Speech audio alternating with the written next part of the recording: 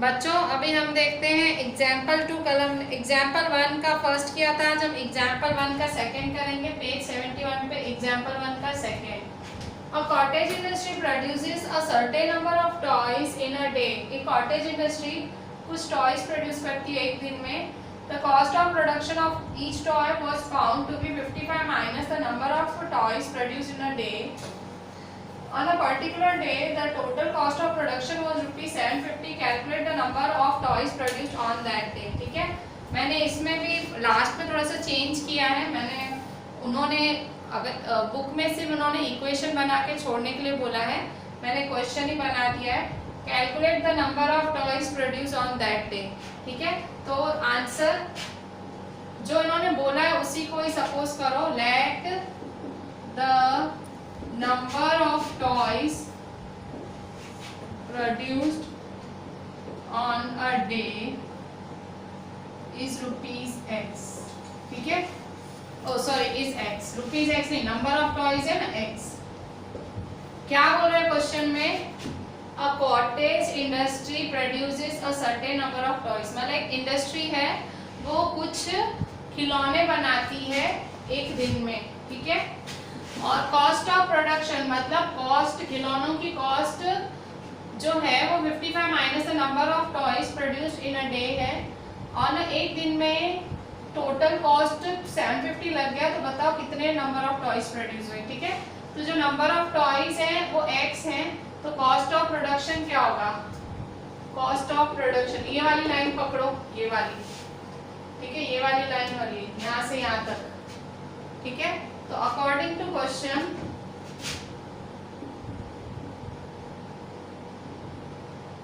Cost of production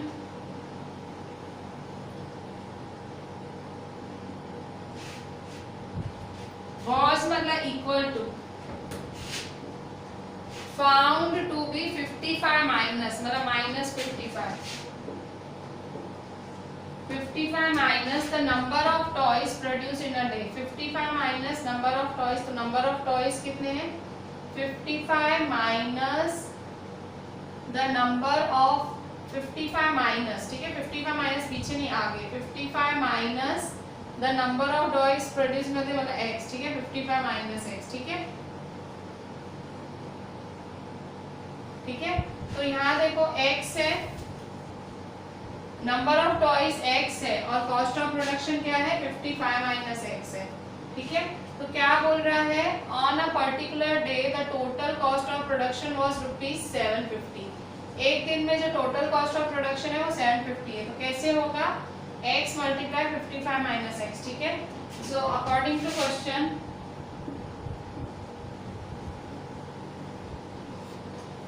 x multiply 55 minus x is equal to 750। ठीक है, तो क्या हुआ क्वेश्चन देखो, मैंने ये वाला लाइन रीड किया, on a particular day the total cost of was 750। Total क्या होगा, देखो मैंने समझो एक खिलौना लिया, एक खिलौना, वो खिलौना 10 रुपए का था, तो 1 मल्टीप्लाई 10, तो टोटल कॉस्ट ऑफ प्रोडक्शन क्या होगा, 1 मल्टीप्लाई 10 इज इक्वल टू 10। तो वैसे ही यहाँ पे है, ये खिलौने हैं, x क्या है, खिलौने, और 55 माइनस x है खिलौनों की कीमत, तो टोटल कीमत क्या होगी, खिलौने मल्टीप्लाई कीमत इज इक्वल टू 750। समझे, और यहाँ देखो 55 minus the number of toys, 55 minus the number of toys. ठीक है, तो इस तरह से हुआ। ठीक है, अच्छा इसको सॉल्व करो, x को 55 से करो तो 55x माइनस x या x square is equal to 750। Therefore ये 55x x स्क्वायर उधर जाएगा तो क्या हो जाएगा, 0 is equal to minus x, 55x उधर जाएगा तो minus 55x, minus x square उधर जाएगा तो प्लस x स्क्वायर प्लस 750। ठीक है, देयरफॉर इसको सीधा करके लिखो, x स्क्वायर इधर माइनस 55x इधर, x square minus 55x plus 750। ठीक है, एक्स स्क्वायर इधर लिखा, माइनस 55 इधर लिखा। अब बस इसको सीधा करो, सीधा मतलब इक्वेशन इधर जीरो इधर, वो आप लिख सकते हो। आप 0 इज इक्वल टू एक्स लिखो या x इज इक्वल टू 0 लिखो, एक ही बात है, ठीक है। तो ये इधर लिखो, therefore x square minus 55x plus 750 is equal to 0।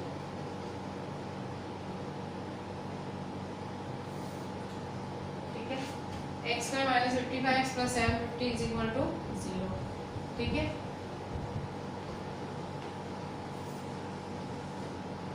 अच्छा अब 750 के ऐसे दो पार्ट्स करो कि 55 मिले, कैसे करोगे? तो 750 के निकालो, स्प्लिटिंग करो,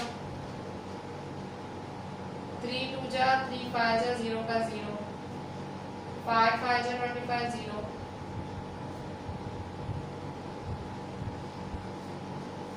2 से चालू करते हैं, ठीक है। 2 3 जा 6, 2 7 जा 14, 2 5 जा 10, अब 3 1 जा 3, 3 2 जा 6, 3 5 जा 15, 5 2 जा 10, 5 5 जा 25, 5 5 जा 25, 5 1 जा 5, ठीक है। तो क्या होगा, देखो अब क्या करना है, ऐसे पार्ट करो कि माइनस 55 मिले, 750 मिले और माइनस 55 मिले। तो कैसे मिलेगा, देखो यहाँ पे 5 5 जा 25 और ये क्या है, 5 3 जा 15, 2 जा 30, 25 30 जा 750 और 25 प्लस 30 करोगे तो कितना आएगा, 55। ठीक है, तो इस स्प्लिटिंग ऐसे करोगे। तो देयरफॉर एक्स स्क्वायर 25 30 जा, हमेशा बड़ा नंबर आगे आता है, ठीक है। 30 25 जा प्लस 750 इज इक्वल टू 0, ठीक है। 30 25 जा किया, 30 प्लस 25 55 हुआ और 30 25 जा 750 हुआ। साइन देखो कैसे की है, एक्स स्क्वायर माइनस 55 प्लस 750 की स्प्लिटिंग की तो 30 25 जा, ठीक है। देखो माइनस प्लस माइनस, ठीक है। अच्छा पेयरिंग करो, इसकी और इसकी पेयरिंग करो, x निकालो बाहर तो x माइनस 30 माइनस 25 बाहर निकालो तो अंदर क्या बचेगा, x। तो माइनस प्लस माइनस 25 3 जा 75 इज इक्वल टू 0।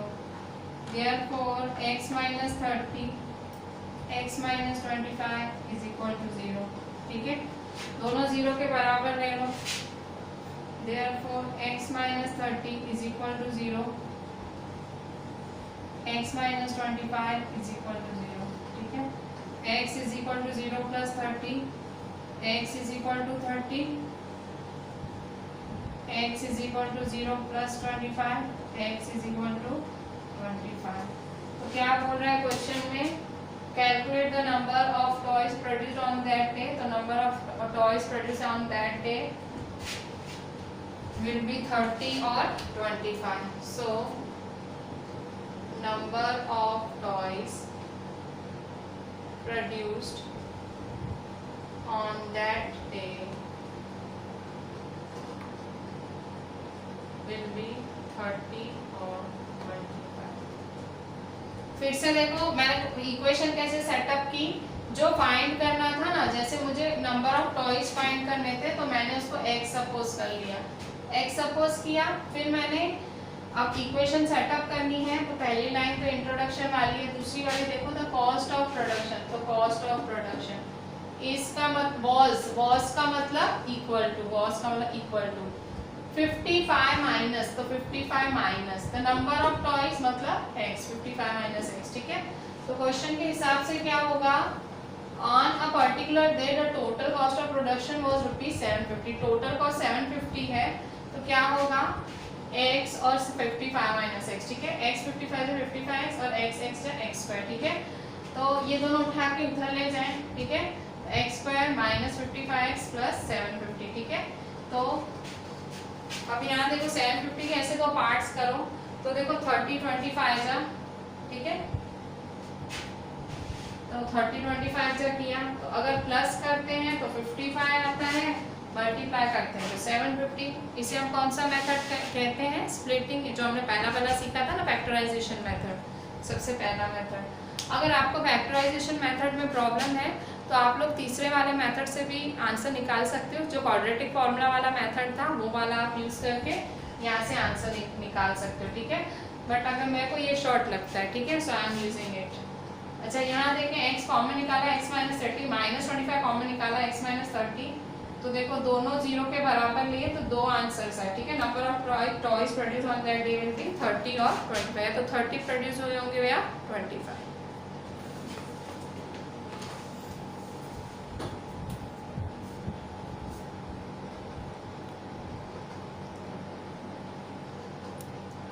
बच्चों अब देखो एक्सरसाइज 4.1 पेज 73 पे क्वेश्चन 2 का फर्स्ट, ठीक है। क्वेश्चन है represent the following situations in the form of quadratic equations, ठीक है। क्वाड्रेटिक इक्वेशन बनाओ और मैं सॉल्व भी करा रही हूँ, क्यों इन्होंने सिर्फ क्वाड्रेटिक इक्वेशन बनाने तक ही रखा है, पर मैं आपको हर इक्वेशन बनवा के और फिर सॉल्व भी करा रही हूँ, ठीक है। The area of a rectangular plot is 528 metre square. जो रेक्टेंगुलर प्लॉट का एरिया है वो कितना है, 528 मीटर स्क्वायर। जो इन्फॉर्मेशन दी है वो ये लिखते जाते हैं, बहुत ही सिंपल सम है। तो area is equal to 528 metre square, ठीक है। अब क्या बोल रहा है, the length of the plot is 1 more than twice its breadth, ठीक है। अब देखो length of the plot is 1 more than twice its breadth, find the length and breadth of the plot. आपको लेंथ एंड ब्रेथ फाइंड करनी है, ठीक है। तो देखो पीछे जो लिखा है, पीछे क्या लिखा हुआ है, ब्रेथ, तो ब्रेथ को क्या सपोज करेंगे, x। जो भी टर्म पीछे लिखा होता है, देखो अब थोड़ा सा जब मैं क्वाड्रेटिक इक्वेशंस पढ़ा रही हूँ तो थोड़ा आपको जो मैंने आपको लीनियर इक्वेशंस पढ़ाया था थोड़ी थोड़ी आपको वो समझ आ रही होगी, मतलब थोड़ा आप लिंक कर रहे होगे दोनों को, पर फर्क सिर्फ ये है वहाँ y होता था, यहाँ x ही है, ठीक है। क्वाड्रेटिक इक्वेशंस में सिर्फ एक ही वेरिएबल होता है x, और वहाँ x और y दो वेरिएबल्स थे, ठीक है। वहाँ लीनियर इक्वेशन होती थी, यहाँ क्वाड्रेटिक है, ठीक है। तो देखो जो पीछे वाला होता है ना उसको x सपोज करो ब्रेथ, तो let breadth be x, so let breadth is equal to x। Breadth x है, ब्रेथ x है, तो लेंथ ऑफ प्लॉट क्या होगा, लेंथ ऑफ प्लॉट इज, तो लेंथ ऑफ प्लॉट मतलब लेंथ ऑफ प्लॉट इज मतलब इक्वल टू 1 मोर मतलब plus 1 more than twice its breadth, twice its breadth मतलब 2x, ठीक है। 1 मोर 2x प्लस 1, ठीक है।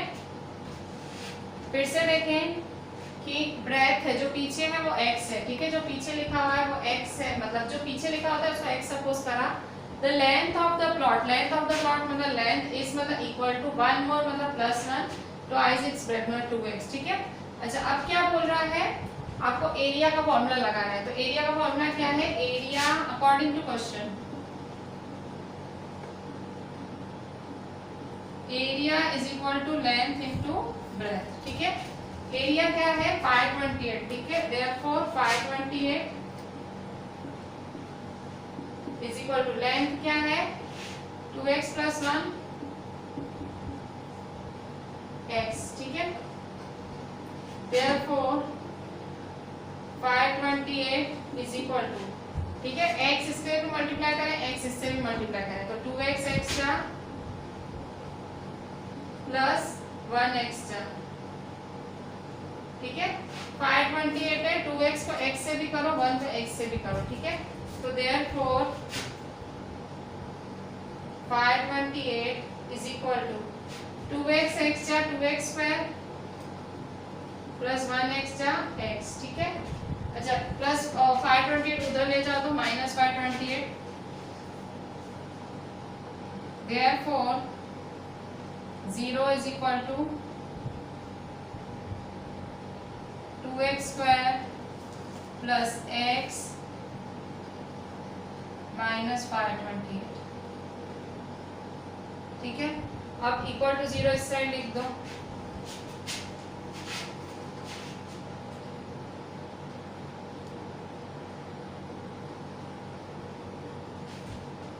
therefore 2x square plus x minus 528 is equal to 0, ठीक है। अब 2 528 जा करो, 528 2 जा 2 8 जा 16 2 2 जा 4 5 2 5 जा 10 1056 1056 के ऐसे पार्ट करो कि ओनली 1 मिले, ठीक है। 1056 2 5 जा 10, 2 2 जा 4, 2 8 जा 16, 2 2 जा 4, 2 6 जा 10, 2 4 जा 8, 2 1 जा 2, 2 3 जा 6, 2 2 जा 4, 2 6 जा 12, 2 6 जा 12, 2 33 जा 3 11 जा 11 1 जा। ठीक है, कैसे ऐसे दो भाग करो 1056 के, ऐसे दो भाग करो ओनली 1 मिले। कैसे मिलेगा? देखो 11 3 जा 33 होता है। ठीक है, और ये सब 2 2 जा 4, 4 2 जा 8, 8 2 जा 16, 16 2 जा 32, 33 32 जा। मैं प्राइम फैक्टराइजेशन में जितना भी मेरे को बड़ा नंबर मिले, जितना भी बड़ा नंबर हो, जिससे भी स्प्लिटिंग हो, फैक्टर्स निकाल लेने के और उसके फैक्टर्स के साथ आगे पीछे करते रहने का, तो आपको आंसर दिखेगा। ठीक है, तो मुझे देखो आंसर दिख गया 33 32 जा। ठीक है, फैक्टर्स में ही आंसर छुपा होता है जितना भी बड़ा हो। फिर भी अगर आपको फैक्टराइजेशन नहीं आता, आपको फैक्टर्स निकालने नहीं आते, so use the third method, quadratic formula वाला मेथड यूज कर सकते हो। ठीक है, तो 33 32 जा, देयरफॉर 2x स्क्वायर 33 32 जा। ठीक है, तो 33x माइनस 32x, ठीक है, माइनस 528। ठीक है, देयरफॉर इसको और इसमें से कॉमन निकालो, तो x कॉमन निकालो तो अंदर क्या बचेगा? 2x प्लस 33 माइनस यहाँ 32 और 528 में से क्या कॉमन निकलेगा? 32 और 528 में से 32 और 5 16 कॉमन निकलेगा। मैंने कैसे 16 बोला, मतलब मैंने क्या सोचा जो 16 बोला? तो देखो यहाँ मैंने ये ब्रैकेट 2x प्लस 33 देखी ना, तो ये वाली की 2x प्लस 33 आएगी, तो 32 है। 32 में 2 कब आएगा? जब 16 बाहर निकलेगा। ठीक है, मैंने ऐसा लॉजिक लगाया। ठीक है, तो 16 कॉमन निकालो बाहर, तो अंदर 16 2 जा माइनस माइनस प्लस। ठीक है, 16 की टेबल में 528 कब आता है? तो 33। मैंने यहाँ देख लिया, मैं समझ गई 33 आएगा। ठीक है, तो 16 की टेबल में 528 33 टाइम्स आएगा। ठीक है, 16 3 जा 48, 16 3 जा 48। ठीक है, अब देखो दोनों ब्रैकेट सेम है, तो इज इक्वल टू 0। ठीक है, therefore 2x plus 33 x minus 16 is equal to 0। Therefore ये भी 0 के बराबर, ये भी 0 के बराबर, x plus 33 is equal to 0 और x minus 16 is equal to 0। Therefore x is equal to 33 इधर जाएगा तो क्या हो जाएगा? माइनस 33, 0 माइनस 33, तो therefore x is equal to minus 33। ठीक है, तो ये नेगेटिव है, तो ये क्या होगा? नेगेटिव नंबर पॉसिबल नहीं है। क्यों? क्योंकि ये एरिया ऑफ रेक्टेंगल है, लेंथ ब्रेथ, लंबाई कभी लेंथ या ब्रेथ, लंबाई या चौड़ाई कभी नेगेटिव हो सकती है? नहीं, नॉट पॉसिबल। सो यहाँ नॉट पॉसिबल लिखेंगे।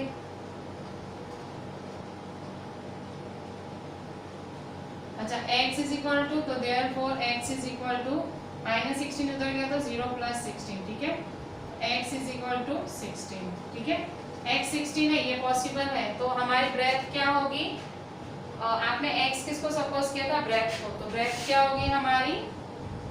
सो ब्रेथ इज 16, तो लेंथ क्या होगी? 2x plus 1। ठीक है, तो breadth is equal to 16 metre. Length क्या होगी? Length is equal to 2x plus 1।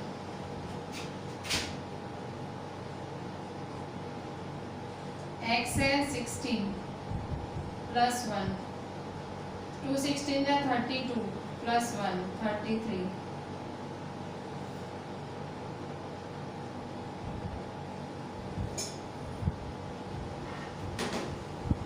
ठीक है, लेंथ हमारी 33 मीटर है। ठीक है, तो ब्रेथ क्या आई? 16 मीटर आई और लेंथ क्या आई? 33 मीटर। ठीक है, सो यही तो चाहिए था हमें, लेंथ और ब्रेथ। ठीक है, लेंथ 33 मीटर और ब्रेथ 16 मीटर। ठीक है, अच्छे से देखें। एक सेकंड में इस साइड में फैक्टर्स हटा देती हूँ। ठीक है, ये मैं हटा देती हूँ, आपको कंफ्यूजिंग ना लगे।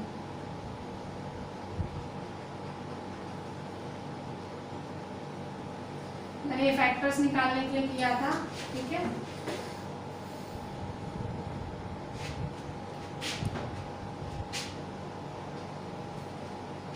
हाँ, आप देख लें अच्छे से।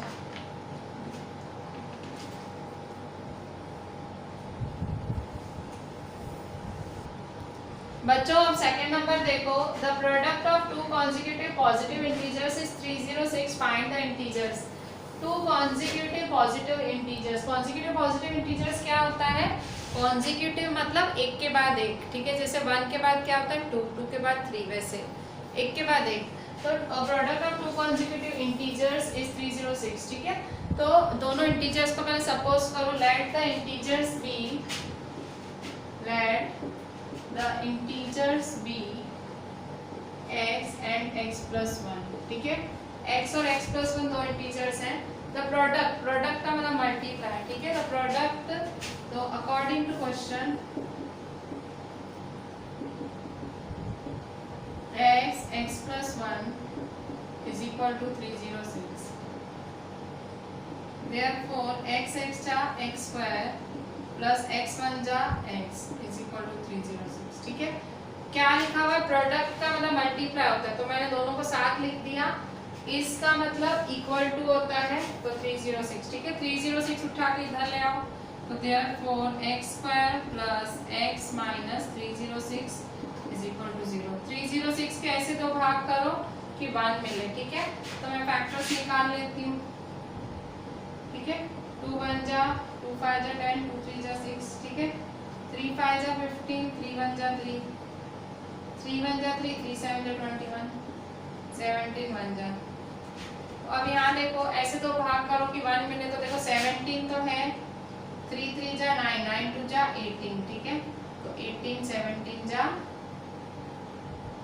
ठीक है, 18 17 जा 306, ठीक है। 18 17 जा 306, therefore x square plus 18x minus 17x minus 306 is equal to 0। कैसे लिखती हूँ मैं ये? देखो ये प्लस की साइन है, तो प्लस के प्लस नीचे उतारने की, प्लस माइनस माइनस, ठीक है। ये मैं ऐसे लिखती हूँ, ठीक है। मतलब 18x minus 17x क्या होगा? x, ठीक है।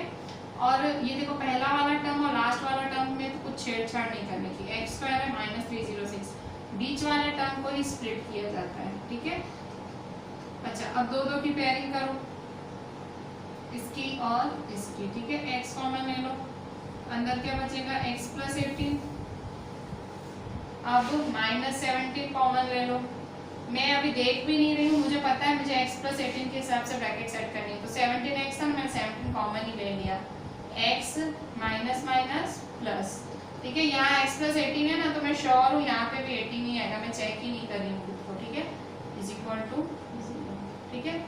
तो therefore x plus 18 x minus 17 is equal to 0, ठीक है। तो therefore x plus 18 is equal to 0,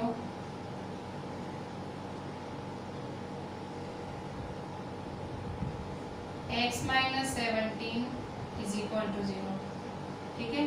तो therefore x is equal to 0 minus 18, x is equal to minus 18, ठीक है। x is equal to minus 18, ठीक है। अब यहाँ देखो x minus 17 is equal to 0 है, ठीक है। तो therefore x is equal to 0 plus 17, तो therefore x is equal to 17। तो देखो क्या फाइंड करना है, इसने पॉजिटिव बोला है, पॉजिटिव वर्ड बोला है ना, तो मतलब ये वाला पॉसिबल नहीं है, ठीक है। x is equal to minus 18 not possible, ठीक है। तो यहाँ नॉट पॉसिबल आएगा, नॉट पॉसिबल, ठीक है। तो x इज इक्वल टू 17 है, so x is equal to 17, x plus 17 is equal to x plus 1, x plus 1 is equal to 17 plus 1 is equal to 18, ठीक है। तो क्या लिखेंगे final answer? So the integers are 17 and 18, ठीक है। 17 and 18 are the integers, ठीक है। 17 and 18 are the integers. ठीक है, तो ये नेगेटिव नॉट पॉसिबल है और ये पॉसिबल है, तो x is equal x plus 1, तो 17 और 18. ठीक है, so this is the final answer.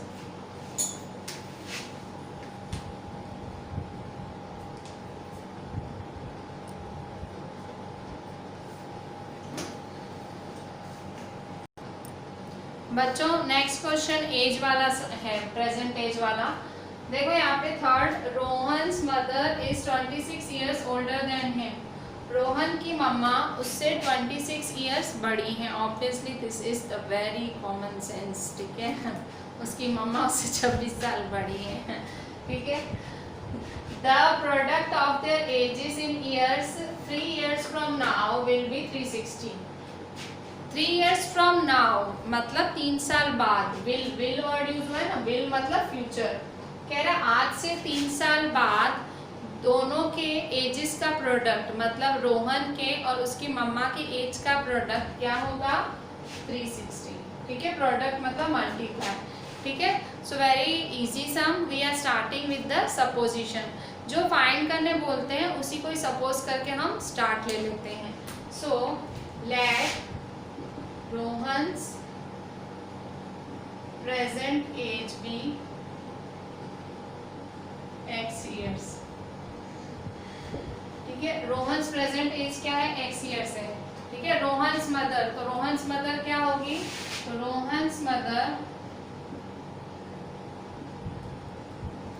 इसका मतलब equal to 26 years older. 26 years मतलब 26. ठीक है, 26 इयर्स ओल्डर देन हिम, तो 26 इयर्स ओल्डर देन हिम मतलब x प्लस 26. ठीक है, तो रोहन मदर की एज ये होगी. अच्छा, अब क्या बोल रहा है, the product of their ages according to question.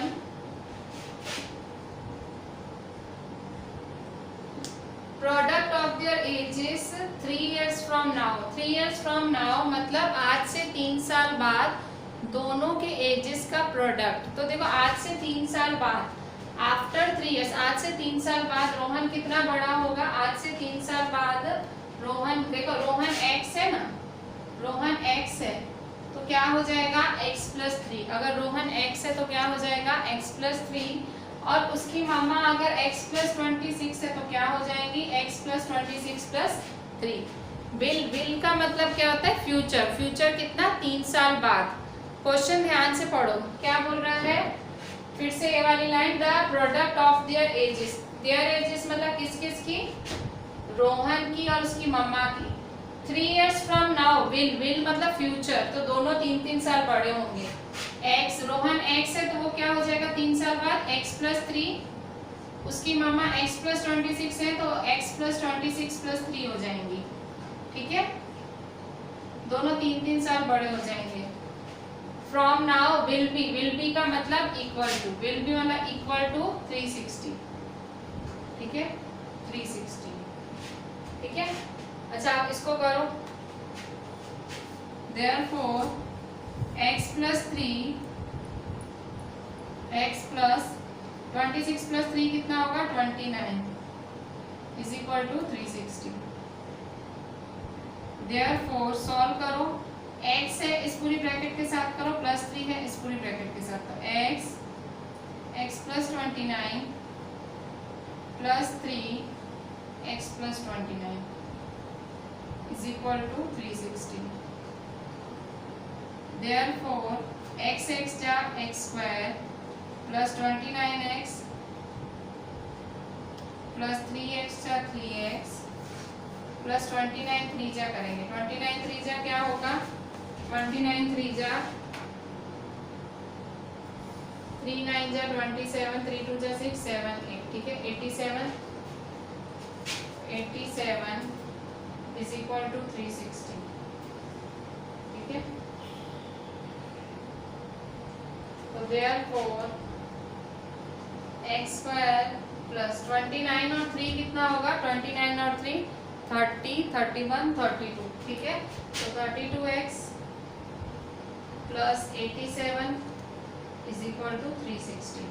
ठीक है, ये 360 यहाँ प्लस है, उधर उस साइड जाएगा तो क्या हो जाएगा, सिंपल माइनस. ठीक है, अगर कोई भी टर्म इक्वल टू के इस साइड से उस साइड जाता है तो वो हो जाता है minus.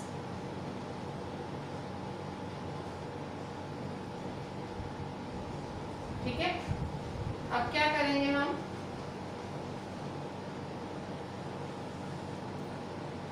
therefore x square plus 32x plus minus minus 360 में से 87 करें, 360 में से 87, 10 में से 7 गया 3, 5, 15 में से 8 गया 7, 2, ठीक है, 273, तो माइनस 273 इज इक्वल टू 0। ठीक है, अब 273 के ऐसे पार्ट्स करो कि 32 मिले, तो मैं तो फैक्टर्स ही निकाल देती हूँ। ठीक है, बहुत ज़्यादा सोचने का ही नहीं, फैक्टर्स तो निकाल ही देने का। ठीक है, 3 9 जा 27, 3 1 जा 3, फिर 7 की टेबल लगेगी, 7 1 जा 7, 7 3 जा 21, 13 1 जा। ऐसे दो पार्ट्स करो कि उसका माइनस आपको 32 मिले। ठीक है, 32 माइनस मिले, वैसा कुछ करो। ठीक है, तो क्या करेंगे हम, माइनस 32 मिले उसके लिए, तो देखो 13 3 जा 39, देखो यहाँ पे 13 3 जा 39, 39 7 जा, तो 39 में से 7 गया, 32 बचेगा ना। ये मैं कैसे करती हूँ, प्लस कैसे माइनस कैसे, तो मैं यहाँ देखती हूँ, देखो प्लस माइनस माइनस, मतलब माइनस करके आंसर आएगा। ठीक है, प्लस माइनस माइनस, तो 13 3 जा 39, 39 7 जा। ठीक है, तो therefore x square plus 39 7 minus 273 is equal to 0। therefore x square और 39x में x कॉमन लें, x plus 39 माइनस 7 कॉमन लो, माइनस 7 कॉमन लिया तो अंदर क्या बचा, x प्लस, ये वाली ब्रैकेट तो मैं ऑटोमेटिक लिख ही देती हूँ क्योंकि मुझे कॉन्फिडेंस होता है कि मैंने सही मेथड फॉलो किया है। तो ये वाली ब्रैकेट आती है ना, मैं ऑटोमेटिक वहाँ वो लिख ही देती हूँ। ठीक है, माइनस 7 कॉमन निकाला तो x प्लस 39। ठीक है, therefore x plus 39 x minus 7 is equal to 0। ठीक है, तो therefore x plus 39 is equal to 0, x minus 7 is equal to 0, x is equal to 0 minus 39, therefore x is equal to minus 39। ठीक है, therefore x is equal to 0 plus 7, therefore x is equal to 7। अब देखो minus 39 है और सम किसका है, as का। As मतलब आप कितने साल के हो। ऑब्वियसली कभी भी एज आपकी नेगेटिव नहीं हो सकती है, so it is not possible. ठीक है, विच इज नॉट पॉसिबल। ठीक है, तो रोहन की प्रेजेंट एज क्या है, 7 इयर्स। ठीक है, रोहन की प्रेजेंट एज 7 इयर्स है। So find Rohan's present age. So Rohan's present age is 7 years. ठीक है, so this is your final answer. कैसे किया, क्वेश्चन पढ़ के किया। ठीक है, ऑब्वियसली आप क्वेश्चन के साथ जाओ, क्वेश्चन जो मांग रहा है आपसे, आप सिर्फ उसको बिल्डअप करते जाओ एंड फाइनली आप फैक्टराइजेशन मेथड लगाओ और आपका आंसर आ जाएगा। अच्छे से देखें।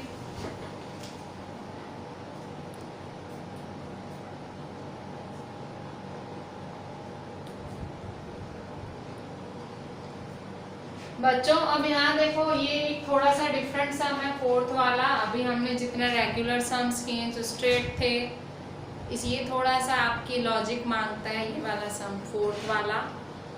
अ train travels a distance of 480 kilometre. Distance है ट्रेन का 480 किलोमीटर। ठीक है, at a uniform speed. Train की स्पीड है यूनिफॉर्म, मतलब एक स्पीड से ट्रेन चल रही है और उसको इतना 480 किलोमीटर डिस्टेंस है। ठीक है, if the speed had been 8 kilometre per hour less, अगर स्पीड कम हो जाए, 8 किलोमीटर पर आवर कम हो जाए, then it would have taken 3 hours more to cover the same distance। तो इतना ही डिस्टेंस कवर करने के लिए ट्रेन 3 घंटे ज़्यादा लेगी। ठीक है, देखो आपको दिया क्या है, आपको देखो 2 केस दिए हैं। ठीक है, पहले तो speed of the train suppose करो, let the speed of the train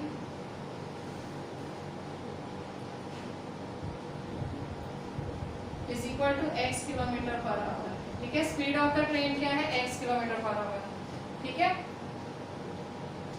अच्छा अब क्या बोल रहे हैं आपको, अ ट्रेन ट्रेवल्स अ डिस्टेंस। अच्छा डिस्टेंस दो केस क्यों बोल रही हूँ, तो देखो केस 1 क्या है, केस 1 है आपका कि a train travels a distance, कितना डिस्टेंस कवर कर रही है train, distance is equal to 480 kilometre.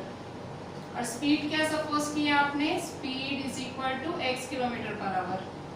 ठीक है, अच्छा आपको साइंस में, आपने साइंस में फिजिक्स में टाइम का फॉर्मूला पढ़ा है,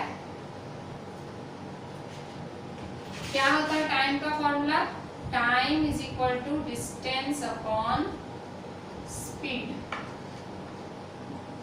ठीक है, time is equal to distance upon speed. ठीक है, तो डिस्टेंस क्या है, डिस्टेंस है 480, स्पीड क्या है x। ठीक है, अच्छा अब इसको छोड़ दो, केस 1 कर दिया, इसको छोड़ दो।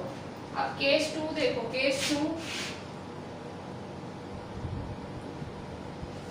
2 क्या बोल रहा है, केस 2 बोल रहा है कि अगर speed had been 8 kilometre less, अगर स्पीड 8 किलोमीटर लेस हो जाए, कम हो जाए, मतलब स्पीड क्या हो जाए, स्पीड x माइनस 8 हो जाए, 8 किलोमीटर कम हो जाए, then it would have taken 3 hours more, तो वो कितना ज्यादा, 3 घंटे ज्यादा लेगी। अगर स्पीड 8 घंटे कम हो जाए to cover the same distance, कह रहा है डिस्टेंस तो वही रहेगा, तो डिस्टेंस इज इक्वल टू 480।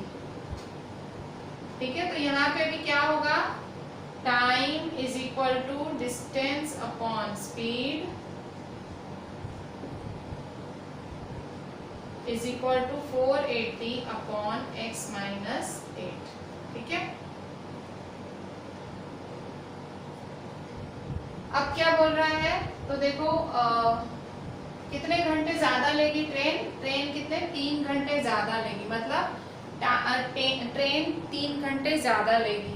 तो कैसे लिख सकते हैं इसको, देखो यहाँ पे ट्रेन 3 घंटे ज्यादा लेने वाली है, तो अकॉर्डिंग टू क्वेश्चन, देखो ये पूरा क्वेश्चन है ना टाइम में है, देखो ये टाइम है, ये टाइम है, और ट्रेन टाइम कितना ज्यादा लेने वाली है, 3 घंटे ज्यादा टाइम लेने वाली है। कितना टाइम ज्यादा लेने वाली है, 3 घंटे ज्यादा। अगर तो देखो ये टाइम है, मतलब अकॉर्डिंग टू क्वेश्चन अगर ये 480 अपॉन x माइनस 8 होगा, तो ट्रेन 3 घंटे ज्यादा लेगी, किससे, ओरिजिनल टाइम से, तो 480 अपॉन x से कितना, 3 घंटे ज्यादा लेगी। ठीक है, देखो अगर फिर से अगर ट्रेन की स्पीड इतनी घट जाती है तो ट्रेन टाइम 3 घंटे ज्यादा लेगी। टाइम देखो ज्यादा लिया ना ट्रेन ने, देखो ट्रेन की स्पीड घट गई तो ट्रेन टाइम कितना ज्यादा लेगी, 3 घंटे ज्यादा प्लस 3, लिखा है ना 3 आवर्स मोर, लिखा है ना मोर, मतलब ओरिजिनल टाइम से, ये ओरिजिनल टाइम है, ओरिजिनल टाइम से 3 घंटे ज्यादा लेगी। ठीक है, तो ये आपकी इक्वेशन सेटअप हो गई। तो देयरफॉर मतलब ये न्यू टाइम है, new time is equal to original time plus 3, मतलब शुरू के टाइम से ओरिजिनल प्लस 3 घंटे ज्यादा लेगी। तो 480 upon x minus 8 plus 480 upon x, इधर जाएगा तो क्या हो जाएगा, माइनस 480 अपॉन x। क्यों, क्योंकि अगर हम कोई भी टर्म उस साइड से इस साइड लाते हैं तो साइन होती है चेंज, इज इक्वल टू 3। ठीक है, अच्छा आप क्या करेंगे, तो देखो 480 कॉमन निकालो, 480 कॉमन निकालो। ठीक है,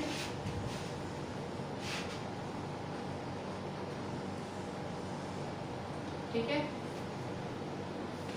480 कॉमन निकालती हूँ मैं, तो देयरफॉर 480 अंदर क्या बचेगा, 1 upon x minus 8 minus 1 upon x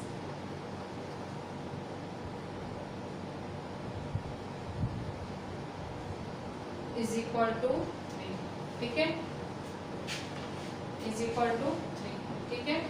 अच्छा अब क्या करूंगी मैं, ये 480 नीचे जाके डिवाइड कर देती हूँ, तो therefore 1/x minus 8 minus 1/x is equal to 3/480, तो therefore 1/x minus 8 minus 1/x, cut short करो, कट शॉर्ट कैसे करेंगे,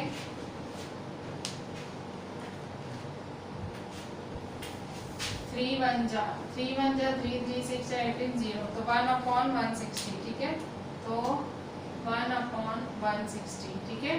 अच्छा अब क्या करेंगे, तो देखो अब ये इक्वेशन में देखो सब में अपॉन है, x माइनस 8 x 160, तो क्या करूंगी थ्रू आउट पूरी इक्वेशन को 160 x माइनस 8 से मल्टीप्लाई कर दूंगी, क्यों, क्योंकि मुझे अपॉन क्लियर करना है, ठीक है।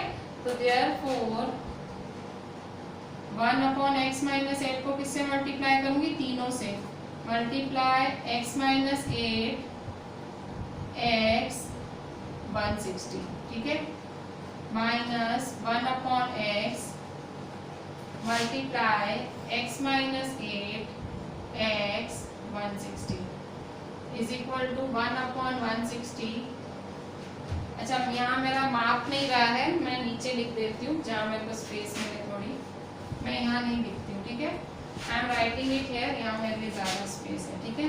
देयरफॉर 1/x माइनस 8 मल्टीप्लाई किससे करूँगी, x माइनस 8 x 160, ठीक है, minus 1/x multiply x minus 8 x 160 is equal to, फिर से 1/160 है, किससे मल्टीप्लाई करूंगी, x minus 8 x 160, x minus 8 x 160, ठीक है, दिख रहा है आपको यहाँ जो 160 लिखा है, इस साइड में 160 दिख रहा है, is equal to 1/160 multiply x minus 8 x 160, ठीक है। अच्छा आप क्या करेंगे, कट शॉर्ट करें जो जो होता है, देखिए यहाँ पे x माइनस 8 कैंसिल, ठीक है, x कैंसिल, ठीक है, और 160 कैंसिल, ठीक है, क्या रहेगा, तो therefore x 160 minus x minus 8 160 is equal to x minus 8 x, ठीक है। अच्छा x 160 मतलब 160x, ठीक है, सीधा करके लिख देती हूँ 160x, ठीक है, माइनस 160x से भी मल्टीप्लाई होगा, 168 से भी होगा, ठीक है, तो 160x, ये 160 एक्चुअली आगे लिखना चाहिए था मुझे, ठीक है, 160 मैं आगे लिख लेती हूँ, माइनस 160, ठीक है, मल्टीप्लाई करते आसानी रहेगी मेरे को, तो देखो 160x जा 160x माइनस माइनस प्लस 168 जा क्या होगा, 168 जा करके देखें, 168 जा 80 जा 80, 86 जा 48, 81 जा 9 10 11 12, ठीक है, 1280,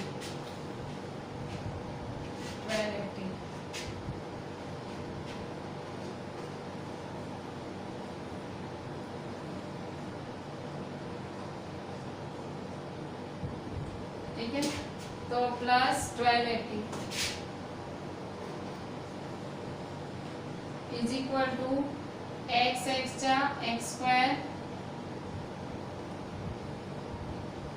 x 8 जा 8x,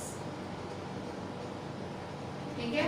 मैंने क्या किया, थ्रू आउट मल्टीप्लाई किया, फिर बस 160x, फिर x माइनस 8 को 160 से किया, ठीक है, और ये x माइनस 8 को x से, ठीक है। अच्छा आप क्या करेंगे, तो देखो 160x minus 160 cancel, 160x minus 160x cancel, और ये 1280 उठा के उधर ले जाओ। therefore 0 is equal to x square minus 8x minus 1280। ठीक है। अच्छा आप इक्वल टू 0 वहां लिख दो, तो therefore x square minus 8x minus 1280 is equal to 0। ठीक है। x square minus 8x minus 1280 is equal to 0। ठीक है। तो 1280 के ऐसे दो पार्ट्स करो कि 8 मिले। 1280 के ऐसे दो पार्ट्स करो कि 8 मिले। मैं यहाँ लिखती हूँ। ठीक है, मेरे पास यहाँ जगह है। ठीक है। 1280 के ऐसे दो पार्ट्स करो कि 8 मिले। ठीक है। तो फैक्टर्स निकालो 1280 के। 1280 के फैक्टर्स। ठीक है। 2 6 जा 12, 2 4 जा 0 का 0, 2 3 जा 6, 2 2 जा 0 का 0, 2 1 जा 2 6 जा 0 का 0, 2 8 जा 0 का 0, 2 4 जा 0 का 0, 2 20 जा। ठीक है। 2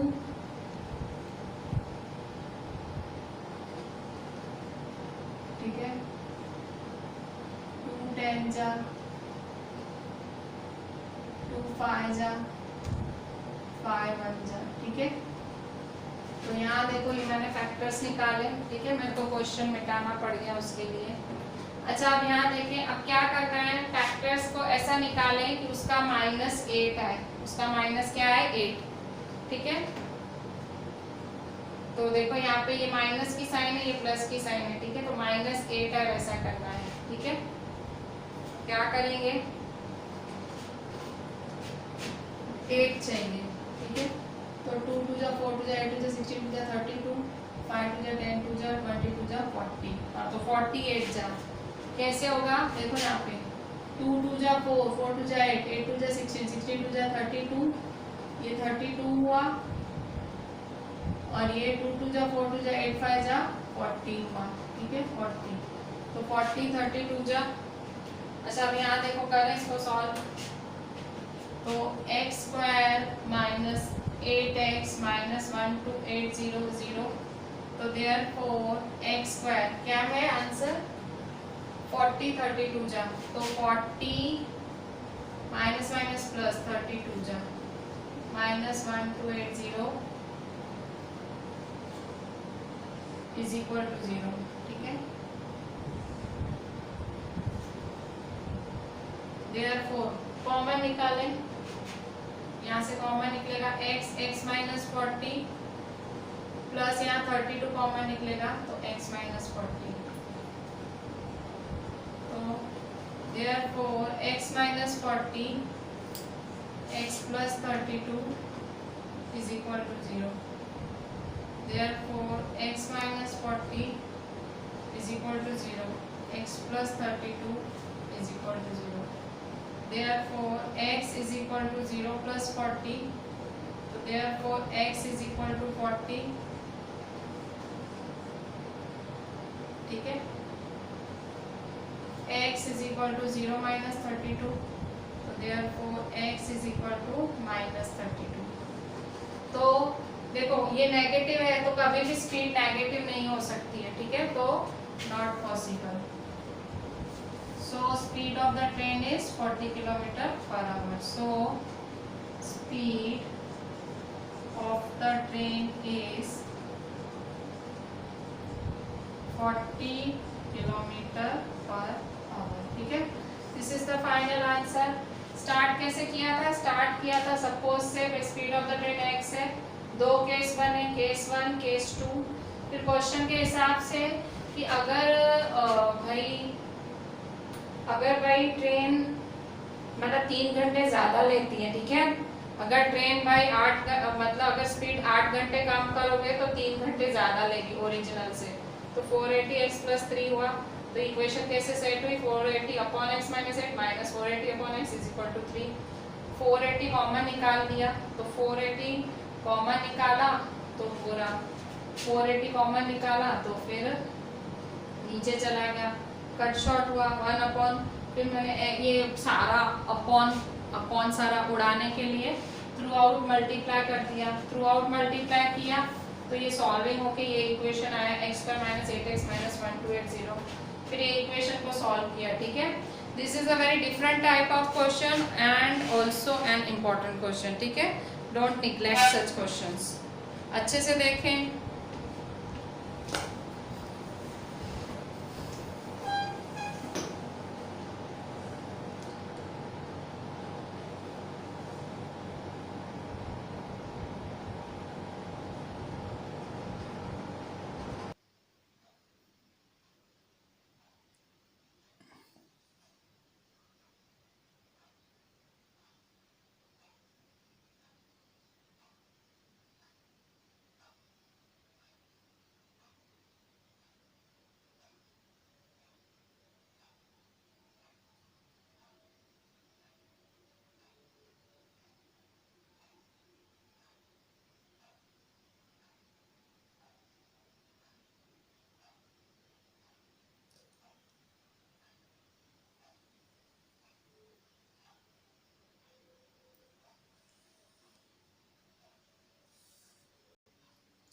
बच्चों अब एक्सरसाइज 4.2 का पेज 76 पे क्वेश्चन 3 देखो।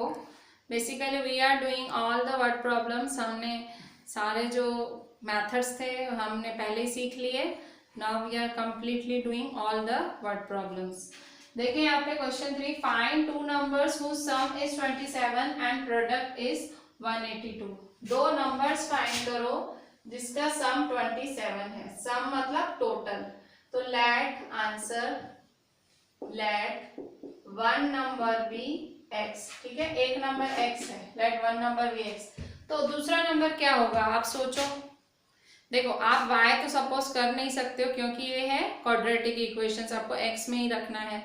तो अगर एक नंबर x है तो अदर नंबर क्या होगा, तो देखो, तो यहाँ देखो लेट फर्स्ट नंबर, ठीक है, फर्स्ट नंबर या वन नंबर, अगर एक नंबर x है तो देखो यहाँ पे देखो टोटल 27 है, टोटल क्या है 27 है। ठीक है, तो अगर एक नंबर x है, समझो ये दूसरा नंबर, तो दूसरा नंबर क्या होगा 27 माइनस x। ठीक है, अगर एक नंबर x है, कॉमन सेंस है ना, अगर मेरे पास टोटल मेरे पास 30 स्टूडेंट्स हैं, ठीक है, तो 30 स्टूडेंट्स हैं, उनमें से मेरे पास अगर 10 स्टूडेंट्स मेरे अगर 10th के हैं तो बाकी के 20 किसके होंगे, अदर्स के होंगे। ठीक है, अगर टोटल मेरे पास 30 स्टूडेंट्स हैं, अगर 10 मेरे पास 10 अगर 10th के हैं तो बाकी कितने बचे 30 माइनस 10।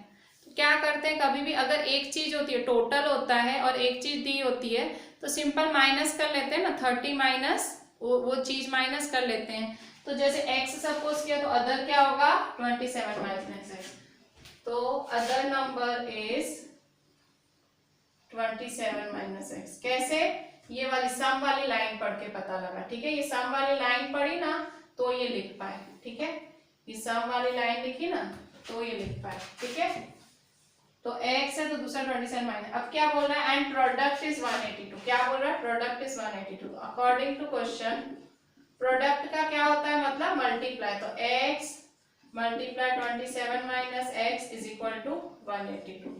ठीक है, प्रोडक्ट मतलब multiply, this multiply this is equal to 182। ठीक है, तो देयरफॉर x 27 जा 27x, x जा x square is equal to 182। ठीक है, देयरफॉर अब क्या करेंगे, ये दोनों उधर ले जाएंगे तो क्या हो जाएगा साइन चेंज। ठीक है, तो देयरफॉर 0 इक्वल टू 27x इधर जाएगा तो क्या हो जाएगा minus 27x, minus x square इधर जाएगा तो क्या हो जाएगा प्लस x स्क्वायर। ठीक है, minus 20x plus x square, और ये क्या है प्लस 182, प्लस 182। ठीक है, तो 27x क्या होगा माइनस 27x और माइनस x स्क्वायर उधर जाएगा तो प्लस x स्क्वायर 182। ठीक है, तो देयरफॉर अच्छा इसको सीधा करके लिखो, रीअरेंज, पहले एक्स स्क्वायर फिर एक्स फिर 182, तो 0 is equal to x square minus 27x plus 182, ठीक है। अच्छा अब इसको सीधा करके लिखो। सीधा क्या किया मैंने, इसको हमारा क्या है क्वाड्रेटिक फॉर्म का इक्वेशन फॉर्म क्या होता है, पहले एक्स स्क्वायर फिर एक्स फिर नंबर, ठीक है। तो वैसे सीधा किया, ठीक है। एक्स स्क्वायर पहले माइनस 27x बीच में, ठीक है। तो therefore x square minus 27x plus 182 is equal to 0, ठीक है। 182 के ऐसे दो पार्ट करो कि 27x मिले, 182 के ऐसे दो पार्ट करो कि 27 मिले, ठीक है। मतलब आपको माइनस प्लस माइनस, मतलब यहाँ भी माइनस यहाँ भी माइनस, मतलब दोनों का ऐसा टोटल करो कि 27 मिले। कैसे, देखो यहाँ माइनस होगा, माइनस प्लस माइनस, मतलब दोनों का ऐसा टोटल करो कि प्लस मिले, माइनस माइनस प्लस होता है ना, ठीक है। तो ऐसा टोटल करो कि 27 मिले। 182 निकालो, 2 9 जा 18, 2 1 जा 2, 7 की टेबल लगेगी, 3 की नहीं लग रही है। 7 1 जा 7, 7 3 जा 21, 13 1 जा, ठीक है। तो 7 2 जा 14 और ये 13, तो 14 प्लस 13 कितना होता है 27, ठीक है। तो therefore x square plus 182 is equal to 0, ठीक है। तो 14x minus 14x minus plus minus 13x, ठीक है। अच्छा अब क्या करेंगे, देयरफॉर कॉमन निकालो, x माइनस 14 माइनस 13 कॉमन निकालो, अंदर क्या बचेगा x, 13 1 जा 13, 5 बचा तो 13 4 जा, ठीक है। तो therefore x minus 14 x minus 13 is equal to 0, ठीक है। अच्छा अब क्या करेंगे, बस अब तो कुछ रहा ही नहीं, अब तो हो जाएगा फटाफट से, ठीक है। तो therefore x minus 14 is equal to 0 और x minus 13 is equal to 0। x is equal to 0 plus 14, तो x 14 होगा, x is equal to 0 plus 13, तो x होगा 13, ठीक है। तो क्या बोल रहा है, तो अगर if x is equal to 14 तो क्या होगा, 27 माइनस एक्स क्या होगा 27 माइनस 14, तो क्या होगा मतलब 13, ठीक है। If x is equal to 13 तो 27 माइनस एक्स क्या होगा 27 माइनस 13, तो 14, ठीक है। तो क्या लिखेंगे, the two numbers are 13 and 14, ठीक है। The two numbers are 13 and 14, ठीक है। कोई भी केस ले लो, अगर इसमें डालते हो तो 13 आया, इसमें 13, तो टू नंबर्स आर 13 एंड 14, ठीक है। So this is your final answer. अच्छा अब होमवर्क लिख लें आप लोग। देखिए ये सम्स ऐसे हैं ना, समझ आए तो समझ आए, नहीं समझ आए तो लास्ट तक मथोगे तो भी नहीं आएंगे। तो आप क्या कर सकते हो, आप जो मेरा ये लेक्चर है उसको बहुत ध्यान से देख सकते हो, और दूसरा मैं जो होमवर्क बोलती हूँ इस लेक्चर का, मैं आपको होमवर्क भी देती हूँ कि आप होमवर्क में यही लिखा करो, ठीक है। तो जब आप यही का यही लिखते हो, ठीक है, जब आप यही का यही लिखते हो तो आपको खुद से लिखना है, ठीक है। आप खुद से लिखने का करो कि हम खुद कर पाए, ठीक है, वरना ये सम्स आप पार नहीं पढ़ पाओगे। अच्छा अगर आपको ये ज्यादा हेक्टिक लग रहा है 13 14, so you can stop it here only, ठीक है। आप यहीं स्टॉप कर सकते हो। अगर आपको ये सारा मेथड नहीं करना है तो टू नंबर्स आर 13 एंड 14 लिख सकते हो, ठीक है। टू नंबर्स आर 13 एंड 14, ठीक है।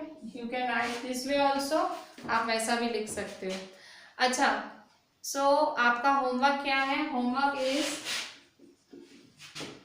Class work 1 time and homework 1 time, ठीक है। क्लास वर्क वीडियो बहुत अच्छे से देख के करना है और होमवर्क आपको खुद से करना है। प्लीज बी सीरियस, आपका 10th है। चलें, थैंक यू।